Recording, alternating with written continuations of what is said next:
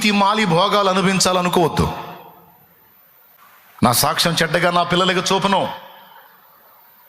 మా అమ్మ ఇలాంటి పని చేసి సంపాదించి మా కడుపులు నింపుతుంది అని చిన్నప్పటి నుంచి వాడు ఎట్ట తయారవుతాడో తెలుసా? డబ్బు సంపాదన కోసం మా అమ్మ అడుగు జారినప్పుడు అదే డబ్బు సంపాదన కోసం నేను ఏ నీచమైన పనైనా చేయడానికి వెనకాడను.